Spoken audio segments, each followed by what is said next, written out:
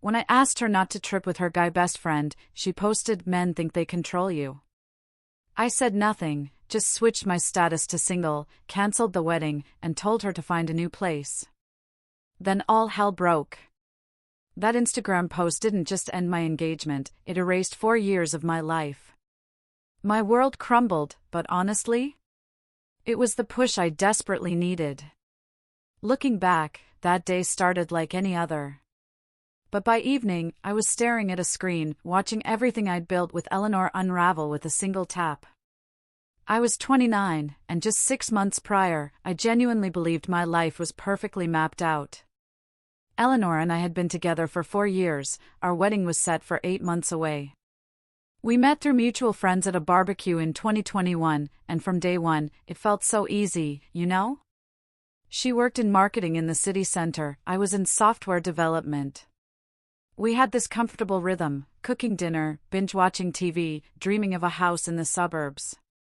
Nothing flashy, just solid, real. Her parents loved me, my mom adored her. When I proposed in the Catskills last March, she cried for like 20 minutes. Everything just felt right, like we were building something truly permanent. Then Chloe came back to town, and it all went to hell. Chloe was Eleanor's college friend, the kind you see in old Instagram photos with red Solo cups and matching Halloween costumes. They were inseparable in their sorority, but Chloe moved to Denver after graduation for a tech startup position, staying in touch mostly through texts and birthday posts. I'd met her maybe twice at weddings. She seemed fine, loud and energetic, always the center of attention, but harmless. Then last September, Chloe moved back to our city for a new job, and suddenly she was everywhere. Eleanor was ecstatic, constantly talking about having her best friend back, all the catching up they had to do. I was happy for her, truly, because Eleanor had felt a bit isolated. Her work friends were either married with kids or single and clubbing, neither of which fit our vibe. The first few weeks were normal. Brunch on Sundays, drinks after work. Eleanor would come home, telling me all about Chloe's dating disasters or her crazy boss. I didn't think anything of it. But then Chloe started bringing Leo around. And that's when everything shifted.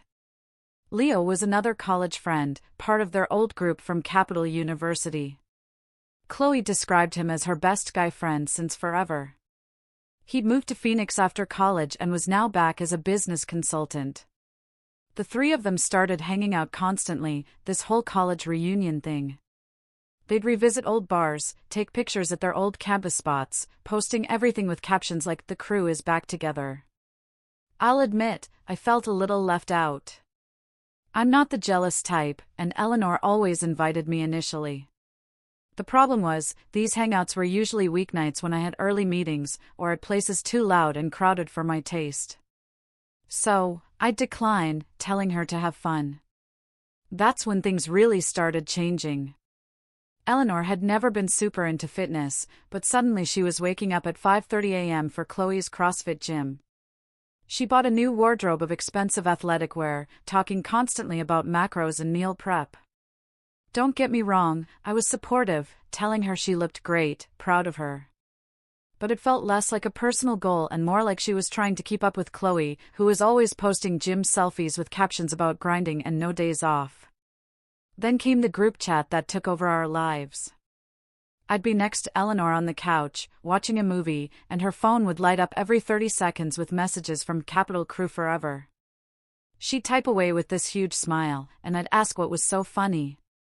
"Oh, just something Chloe said," or "Leo's so ridiculous," she'd answer. But she wouldn't show me the messages. Her phone also suddenly had a passcode, which was completely new.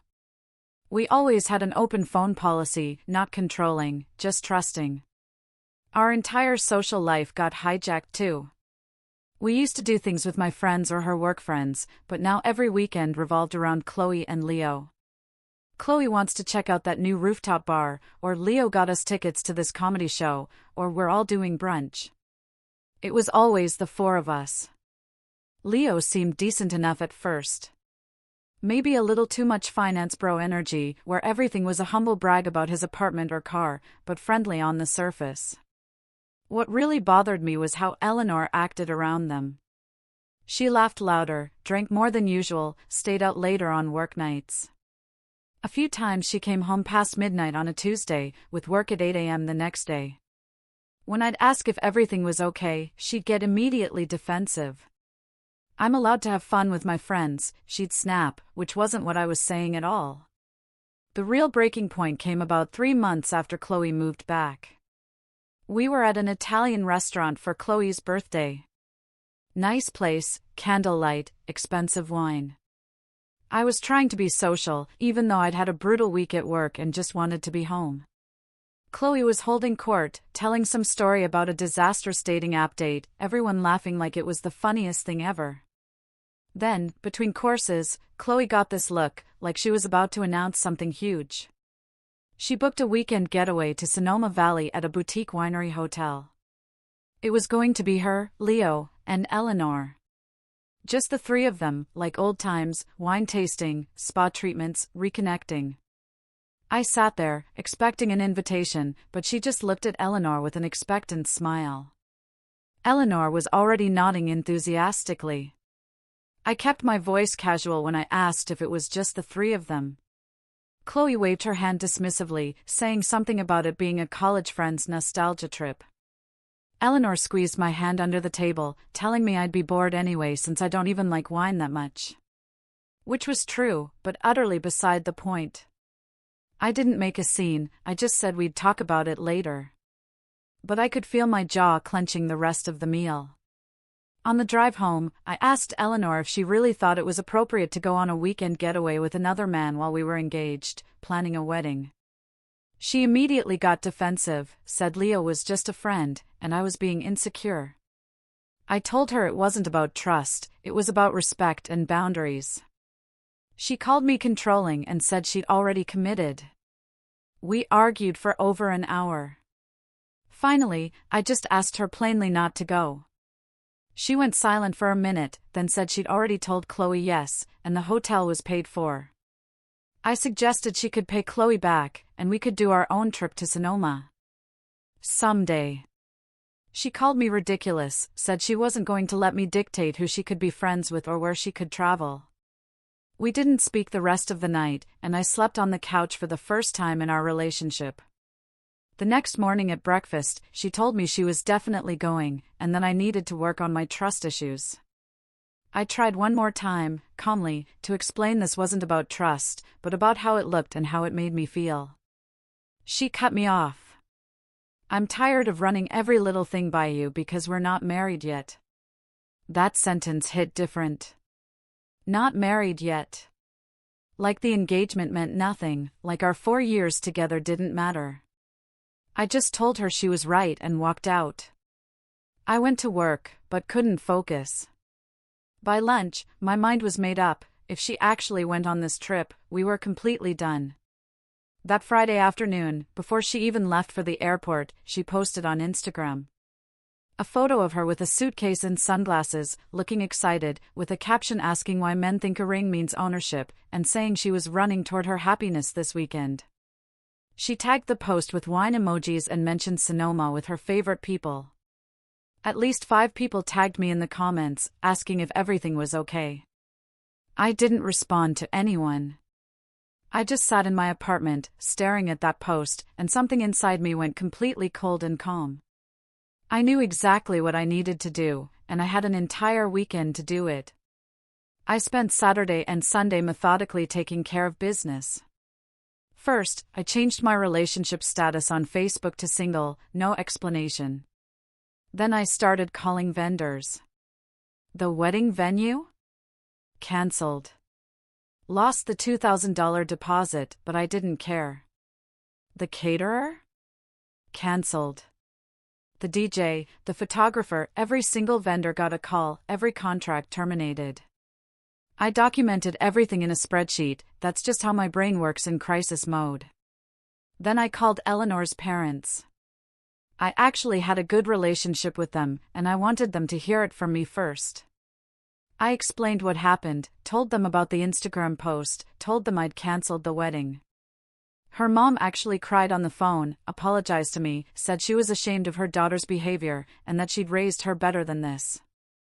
Her dad was quieter, but I could tell he was disappointed in Eleanor, too. The last thing I did was draft an email to Eleanor. The subject line was just, "You have 30 days." I attached a formal notice to vacate because, technically, the apartment lease was only in my name. I didn't write a long emotional letter or explain myself. The notice said everything that needed to be said. I sent it Sunday evening. Then I did something I hadn't done in 4 years. I downloaded a dating app. Not because I was ready to date, but because I wanted to remind myself there was life after this. I swiped for maybe 20 minutes, got tired of it, and went to bed. Eleanor didn't see any of it until Sunday night, when she got back from Sonoma around 9. I was on the couch, watching a basketball game, when she walked in, all glowing and relaxed. She started telling me about the wine tastings, the amazing dinners, how beautiful the vineyards were. I just looked at her calmly and told her to check her email. She pulled out her phone, looking confused, and I watched her face change as she scrolled. First confusion, then shock, then complete panic. She asked if I was serious. Completely serious, I told her. She started crying immediately, saying I was overreacting, that it was just a weekend with friends, that nothing happened with Leo. I told her I didn't actually care if anything happened or not, because the disrespect alone was enough for me to be done. She begged me to reconsider, said we could go to counseling, said she'd cut off Chloe and Leo completely if that's what I wanted. I told her it was way too late for that, and she needed to figure out where she was going to live. She ended up calling her sister Sarah, who lived across town, and packed a bag that night. Before she left, she screamed at me, saying I'd regret this, that I was throwing away 4 years over nothing, that everyone would see what a controlling psycho I was. I didn't engage. I just held the door open and waited for her to leave. The apartment felt incredibly quiet after she was gone, but also somehow lighter, like I could finally breathe properly for the first time in months. The next few weeks were messy, like breakups always are. Eleanor stayed with Sarah and kept texting me these long, emotional messages about how much she loved me, how I was making a huge mistake. I didn't respond to any of them at first. My friend David, who'd been my roommate before Eleanor moved in, even offered to move back to help with rent. But then, about 3 weeks after the breakup, Eleanor's texts changed. They became less defensive and more genuinely apologetic. She admitted she'd gotten caught up in reliving her college days and had lost sight of what actually mattered. She said she'd already cut off Chloe completely and that she wanted to fight for us. I'll be honest, 4 years is a long time to just throw away over one bad decision. We built a life together, and maybe I'd been too hasty in burning everything down. My mom had been calling me, asking if I was really sure, saying that sometimes people make mistakes and deserve second chances. So, after about a month of Eleanor consistently apologizing and showing real remorse, I agreed to meet her at a diner near our old apartment. She looked genuinely remorseful when she walked in, not defensive or angry like before. We talked for over 2 hours about everything that had gone wrong: boundaries, respect, communication. She swore nothing had happened with Leo. In Sonoma, that it had just been wine tasting and dinners as friends. She cried and told me she understood why I'd reacted the way I did, and that she'd spend however long it took rebuilding my trust. Against my better judgment, and definitely against David's advice, I agreed to give it another shot. We decided to take it slow, start over, almost like we were dating again. She moved back in about 2 weeks later, and for the first month, things were actually really good. She was attentive, present, in a way she hadn't been in months. No more secret group chats, no more late nights out, no more Chloe drama. We went to couples counseling twice a week and started talking about maybe planning a smaller wedding for the following year. David moved out again, though he told me I was making a huge mistake and that I'd regret this. I thought maybe we'd actually make it through this and come out stronger. Then, about 6 weeks after we got back together, I found her old iPad. She'd left it charging in the closet, and I grabbed it, thinking it was mine because we had the same model. When I unlocked it, I realized it was hers, and I was about to put it back when I saw iMessage notifications popping up. Here's the thing about iPads, they sync to your phone and keep message histories even after you delete them from your phone. I know I shouldn't have looked, but something in my gut told me to check. I opened her messages with Leo, and my stomach just completely dropped. The messages went back months, way before the Sonoma trip even happened. Leo had been telling her he'd always had feelings for her since college, that he thought about her constantly, that seeing her again made him realize she was the one who got away. And Eleanor had been responding, not shutting him down at all. Messages like, "You always knew how to make me feel special." And sometimes, I wonder what would have happened if we dated back then. There were inside jokes and late-night conversations, this whole emotional affair I'd known nothing about. Then I scrolled to the Sonoma messages and found photos she'd never posted publicly. Pictures of them holding hands on a vineyard tour. A photo of them kissing at sunset with wine glasses in their hands. A selfie of them in bed together with the caption, "Best weekend ever." I felt physically sick, sitting there on the closet floor. I realized the woman who'd been sleeping next to me for the past 6 weeks, crying about second chances, had been lying to my face the entire time. I didn't confront her immediately. I took screenshots of everything and sent them to my email. When Eleanor got home from work that evening, I had all the evidence pulled up on my laptop. I just turned the screen toward her without saying a word and watched her face go white. She started with denials, then excuses about how it was just emotional support. I pulled up the kissing photo and the bed selfie and asked her to explain those. She broke down crying and admitted they'd hooked up that weekend in Sonoma, but swore it was just once. I told her to pack her stuff and get out immediately. This time, no begging would work. No counseling, nothing. David helped me change the locks. That same night, Eleanor went back to Sarah's, and I blocked her everywhere. But here's where karma really hit. About 2 weeks later, a mutual friend told me Leo had a serious girlfriend in Boise the entire time, over 2 years together. His girlfriend found out about Sonoma and confronted him. He threw Eleanor completely under the bus, said she pursued him, then blocked her everywhere. So, Eleanor had destroyed our 4-year relationship for a guy who used her and ghosted her. She'd lost me, lost Leo, lost Chloe, who'd been fired for fraud and was living on her sister's couch unemployed. Meanwhile, I got promoted at work, started dating someone new named Mia, who actually respected me, and felt better than I had in over a year. Last I heard, Eleanor moved to a different city because too many people knew what she'd done. Sometimes I think about those 4 years and wonder if any of it was real. But mostly, I'm just grateful I found out who she really was before we actually got married. What would you have done in my shoes?